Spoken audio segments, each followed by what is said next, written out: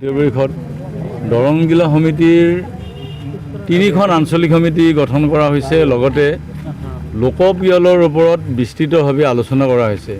এই উদ্দেশ্যে নগৰবাহী আঞ্চলিক সমিতিৰ সভাপতি আমজেদ আলীৰ সভাপতিত্বত নগৰবাহী জোনজ্যোতি জাতীয় বিদ্যালয়ত এখন সজাগতামূলক সাধাৰণ সভা অনুষ্ঠিত হয়। সভাত ভালেমান মানুহৰ সমাগম হয়, পুৰুষ মহিলা যুৱক যুৱতী। ইয়াত আমি আগন্তুক লোকপিয়লত আমাৰ জনগোষ্ঠী কেইটাই বিশেষকৈ গৰীয়াসকলে মৰিয়াসকলে দেশীসকলে নিজৰ জনগোষ্ঠীয় পৰিচয় যাতে সাব্যস্ত কৰে তাৰ ওপৰত আমি বক্তাসকলে ভালদৰে ৰাইজক বুজাই দিয়ে আৰু লগতে আমাৰ জনগোষ্ঠীয়ে ভোগ কৰা বিভিন্ন সমস্যাসমূহৰ ওপৰত আলোকপাত কৰা হয়।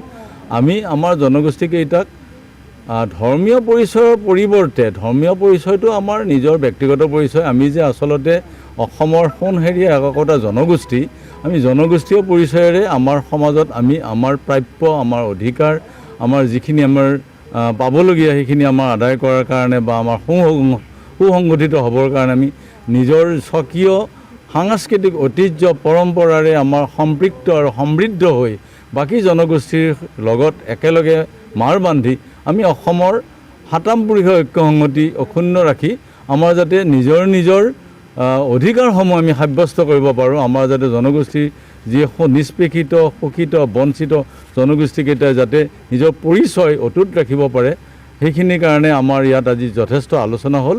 মানুহবিলাকে বুজি পাইছে, এতিয়া মানুহ সজাগ হৈছে। আমি আশা কৰিম আগন্তুক লোকপিয়লত এই কথাখিনি ৰাইজে সাব্যস্ত কৰিব সুন্দৰভাৱে। ধন্যবাদ।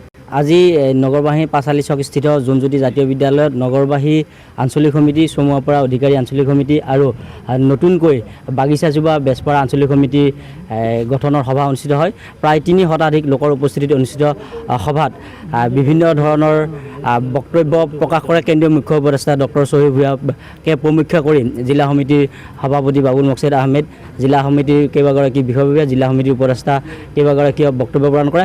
আমি আশা ৰাখিম 3খন নতুন সমিতিয়ে বিগত সময়তকৈও আগন্তুক সময়ত অতি ক্ষিপ্ৰতাৰে নিষ্পেষিত শোষিত যি জনগোষ্ঠীকেইটা আছে এই জনগোষ্ঠীকেইটাৰ উত্তৰণৰ ক্ষেত্ৰত কাম কৰিব। পুনৰবাৰ আটাইকেইগৰাকী নৱনিৰ্বাচিত বিষয়ববীয়াক আমাৰ ফালৰ পৰা আন্তৰিক শুভেচ্ছা আৰু অভিনন্দন জ্ঞাপন কৰিছোঁ।